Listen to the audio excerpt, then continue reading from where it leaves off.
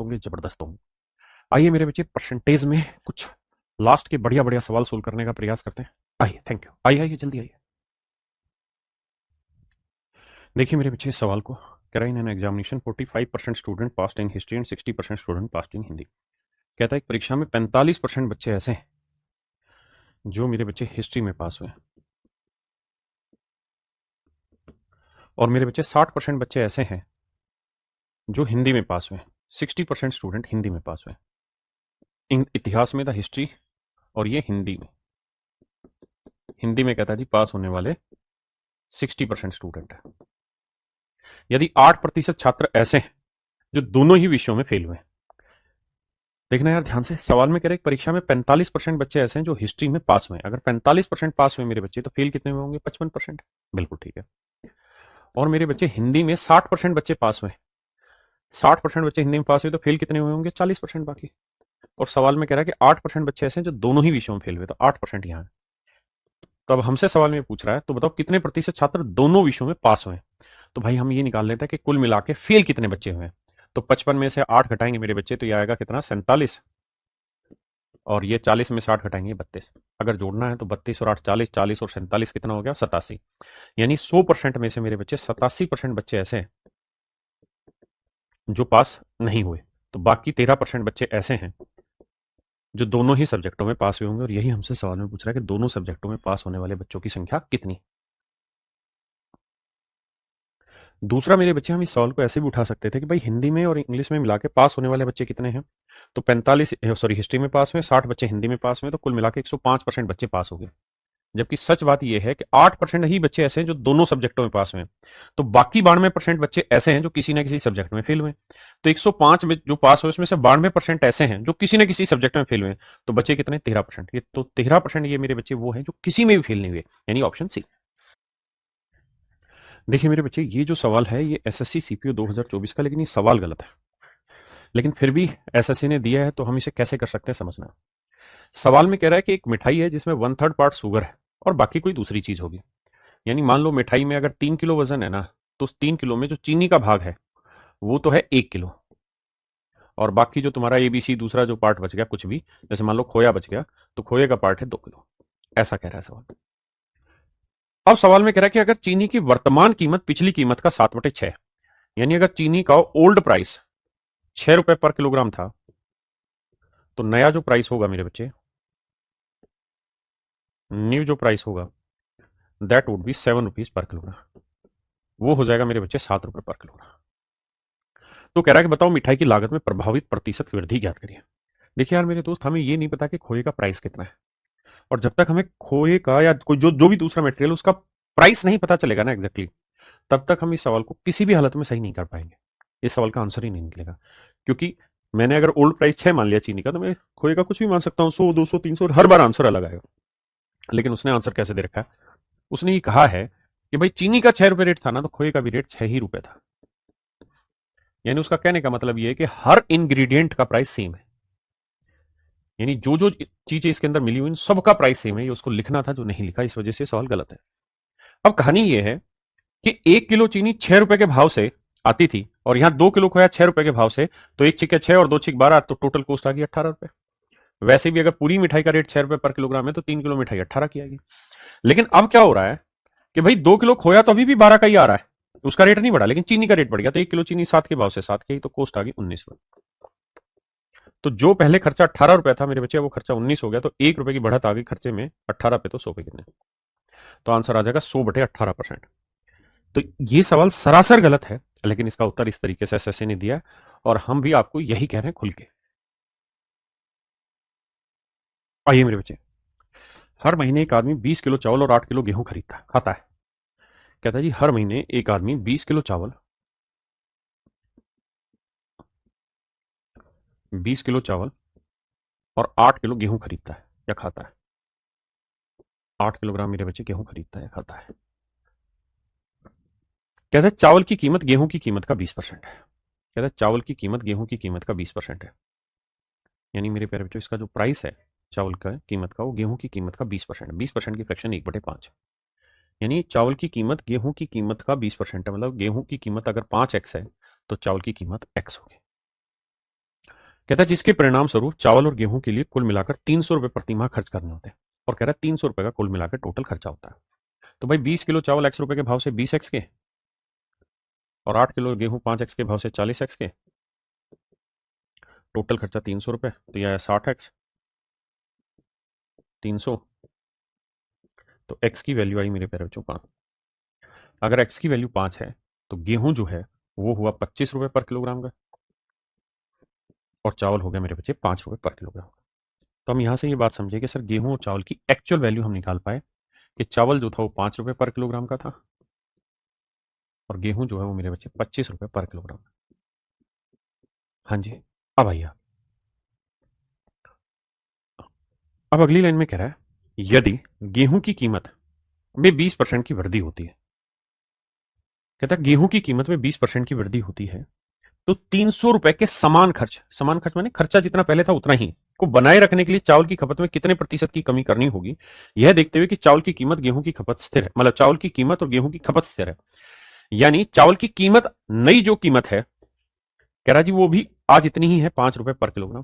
पहली बात, गेहूं की कीमत जरूर बढ़ गई है, कितनी बढ़ गई जी 20%, तो 25 का 20% निकालोगे तो 20% की फ्रैक्शन 1/5, 5 रुपए कीमत बढ़ गई तो नई कीमत हो गई मेरे भाई 30 रुपए पर किलोग्राम। और साथ के साथ कह रहा है कि गेहूं की खपत जो है वो कांस्टेंट है, ये घटेगी बढ़ेगी नहीं, और कह रहा है जी खर्चा आज भी 300 ही रखना है, बढ़ाना नहीं। तो मेरे बच्चे आज भी अगर 300 ही रुपए खर्च करने हैं आपने, तो भाई 8 किलो गेहूं 30 रुपए के भाव से 240 क्या है, बिल्कुल सही। तो 300 में से 240 खर्च कर दिए, बचे कितने 60 रुपए। अब मेरे बच्चे चावल की कीमत क्या है 5 रुपए, तो 5 रुपए के भाव से 60 रुपए में कितने किलो चावल लाओगे 12 किलो, और अगर 12 किलो चावल लाओगे तो जो चावल पहले 20 रुपए ना 20 किलो थे अब वो 12 किलो खरीद रहे हो, तो कितने की कमी आ गई 8 किलो की। तो मेरे बच्चे 8 किलो की कमी है 20 पे, तो 100 पे कितना, 4 दूनी 8, 4 5 20, 2/5, यानी चावल की खपत में मेरे भाई 40% का क्या करना पड़ेगा, कमी करनी पड़ेगी। चावल की खपत में 40% की कमी करनी पड़ेगी, ये मेरा सवाल है। अब इसी बात को अगर आप थोड़ा और अच्छे से समझेंगे तो आप ये बात जानेंगे कि मैंने आपको ये बात सिखाई थी परसेंटेज में, कि जब भी आपसे कंपैरिजन पूछा जाए सवाल के आखिर में तो आपको रियल वैल्यू लेने की कतई जरूरत नहीं है, you can simply ignore it in A easy way. तो अगर मैं आपकी जगह होता स्टूडेंट, तो मैं ये 25 रुपए 5 रुपए 300 रुपए इसकी जरूरत ही नहीं महसूस करता, और मैं इसके बिना सवाल सोल्व करता। कैसे, देखिए ध्यान से, मैं आपको वहां ये कहता कि देखो यार, वो सवाल में कह रहा है कि भाई चावल की कीमत गेहूं की कीमत का 20% है, यानी गेहूं की कीमत 5 यूनिट है तो चावल की कीमत 1 यूनिट है, 1 यूनिट पर किलोग्राम, 1 यूनिट रुपए पर किलोग्राम, यहाँ 5 यूनिट रुपए पर किलोग्राम। आपने कहा ठीक है। अब साथ के साथ ये भी कह रहा है कि गेहूं की कीमत 20% बढ़ गई, तो 5 की जगह 5 का 20%, 1/5 यानी 1 रुपए कीमत बढ़ गई, 1 यूनिट पर किलोग्राम बढ़ गई। तो अब नई कीमत जो हो गई वो हो गई मेरे बच्चे 6 यूनिट रुपए पर किलोग्राम। अब नई कीमत हो गई मेरे बच्चे 6 यूनिट रुपए पर किलोग्राम।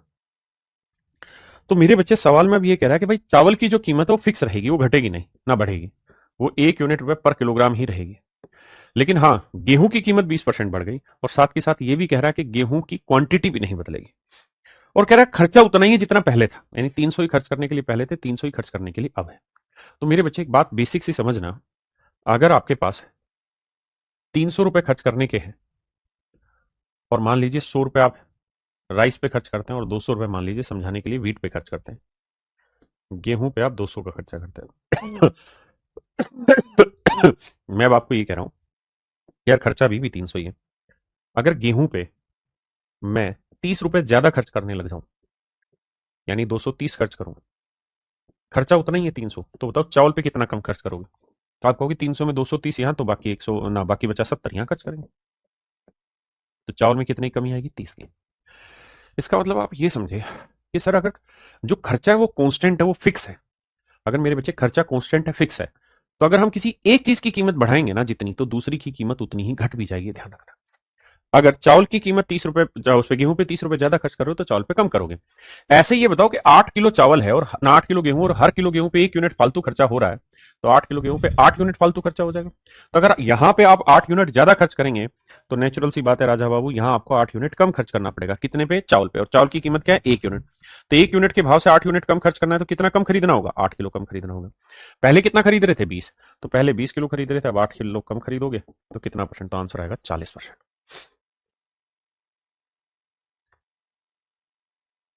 कह रहा है जी पी और क्यू 10 सेंटीमीटर की दूरी पर स्थित दो बिंदु है। ये हो गया आपका खर्चा। कहता है ये खर्चा है 10 रुपये का। ये पी है, ये क्यू है। कहता है बीच में कोई पॉइंट है आर। पी आर की लेंथ है 6 सेंटीमीटर, टोटल लेंथ है 10 सेंटीमीटर। कहता है अगर पी आर की लंबाई 5% बढ़ा दी जाए, कहता है इसकी जो लेंथ है अगर उसमें 5% का इंप्रूवमेंट कर दिया जाए तो क्यू आर की लंबाई कितने परसेंट कम हो जाएगी। बड़ा सिंपल है, अगर हम इसकी लेंथ बढ़ाएंगे तो नेचुरली इसकी लेंथ घटानी पड़ेगी। तो जितना इस पे इंप्रूवमेंट होगा, यानी 6 सेंटीमीटर पे 5% जितना भी बनेगा उतनी वैल्यू यहां बढ़ेगी, तो उतना ही क्यूआर पे कमी हो जाएगी। तो क्यूआर की लेंथ कितनी भाई 4। तो अगर मैं इसे 1 सेंटीमीटर बढ़ाऊंगा तो ये 1 सेंटीमीटर घटेगी। तो यहां 4 पे जो x% होगा, यानी 4 में यहां जो x% की कमी करेंगे वो 6 के 5% के बराबर है। देखो भाई, 2 दूनी 4, 2 3 6, 3 5 15, तो x की वैल्यू आई 7.5%। यानी आपको वहां 7.5% की कमी करनी होगी। अगर आप यहां 5% बढ़ाएंगे तो यहां 7.5% की आपको घटोतरी करनी होगी, कमी करनी होगी। क्यों? क्योंकि टोटल लेंथ तो वही है।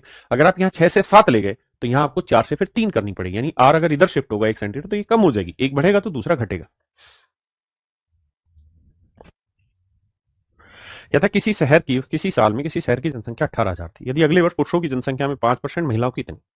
देखिए यार, 18,000 जनसंख्या थी, जो नंबर ऑफ मेल बढ़े हैं वो 5% बढ़े हैं, जबकि नंबर ऑफ फीमेल जो बढ़ी है वो बढ़ी है जी 7%। तो मैं लिख लेता हूं फीमेल 5% तो बढ़ी है, 2% एक्स्ट्रा बढ़ी। और कहता है एक साल बाद जनसंख्या 19,200 हो गई, तो 18 से 19,200 हो गई, मतलब 1,200 बढ़ गया। तो पुरुषों महिलाओं की जनसंख्या का अनुपात याद करो। तो ऐसे देखो यार, 5% तो पूरी ही जनसंख्या बढ़ रही है। हाँ जी, तो 18,000 का 5% निकालेंगे तो 900 बढ़ेगी, है ना। तो घटाएंगे 1200 में 900 हो गया 300। तो ये 300 किसकी वजह से बढ़ी? फीमेल के 2%। तो फीमेल का 2% 300 को रिप्रेजेंट कर रहा है, तो 100% की वैल्यू कितनी? तो 150 को 50 से गुना करेंगे तो 15,000। यानी फीमेल है मेरे भाई 15,000 और मेल आएंगे 18 में 15 आ गया 3,000। अब हमसे पूछ रहा है रेशियो, 3 एकम 3, 3 5 15, 1:5। ऑप्शन बी मेरा आंसर। दूसरा तरीका इसी सवाल को करने का मिश्रण से भी है। मिश्रण का तरीका राजा बाबू ये होगा इस सवाल को करने का। कैसे? कि हम इस सवाल में ये करेंगे कि भाई मेल बढ़ रहे हैं 5%, फीमेल बढ़ रही है 7%, जनसंख्या कितनी बढ़ रही है ये निकाल लो। तो भाई 1,200 का इंक्रीमेंट है 18,000 पे, तो 100 पे कितना? 2 जीरो से 2 जीरो, 1 जीरो से 1 जीरो, काटेंगे तो 9 दूनी 8। भाई किससे काटेंगे? 9, 9 से तो जाएगा नहीं, 3 से जाएगा, 3 18, या 6 से काटेंगे, 6 18, 6 दूनी 12, 20/3। तो ये आ जाएगा 20/3%। अब मेरे बच्चे देखो, बड़े में से छोटा घटाएंगे, 7 21, 21 में से घटाएंगे 1/3, और 3 5 15 घटाएंगे 5/3। तो रेशियो लोगे तो अपने आप कट के आ जाएगा 1:5। हाँ जी। कह रहा जी मनुष्य के बटुए में 8,000 रुपए थे, पहले उसमें 10% का इंक्रीमेंट हुआ, फिर उसमें 5% की कमी की गई। सक्सेसिव लगा दो यार। तो 10 माइनस 5 जमा 10 गुना -5/100। समझिए कहानी। 10 में 5 गया 5, 5 में से 0.5 घटाएंगे 4.5%।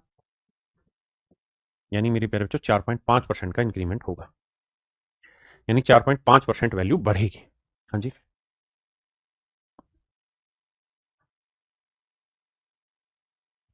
कहता है सोहन की आरंभिक व्यय और बचत 5:3 है। देखिए भाई, कहता है उसकी आरंभिक बचत 4500 रुपए थी, तो वृद्धि के बाद उसकी आय ज्ञात करिए। अगर उसकी आय में 25% की वृद्धि होती है, देखिए भाई, एक्सपेंडिचर सेविंग का रेशियो 5:3, और मेरे भाई जो इनकम है वो हो गई 8। आपने कहा ओके रिपोर्ट। ये 800 मान ले, या इसको मानना नहीं, इसे सोल्व करना पड़ेगा क्योंकि एक्चुअल वैल्यू पूछ रहा है। अब कह रहा है शुरुआत में बचत थी 4500, तो अगर 4500 रुपए थी तो 3 यूनिट 4500, तो 1 यूनिट 1500, तो 5 यूनिट 7500, तो खर्चा था भाई 7500। और इनकम थी 15 8 120 12,000, यानी 12,000 कमाता था, 7500 खर्च करता था, 4500 बचा था। अब कह रहा है कि अगर उसकी इनकम 25% बढ़ गई, इनकम 25% बढ़ गई, तो 12,000 का 25% 1/4 यानी 3,000। तो 12 में 3,000 जोड़ोगे तो नई इनकम हो जाएगी 15,000। तो ये मेरे प्यारे बच्चों उसकी नई इनकम हो गई 15,000। यानी ऑप्शन बी मेरा यहाँ पे राइट आंसर। चलिए मेरे प्यारे बच्चों, आज के लिए इतना ही रखते हैं। Thank you.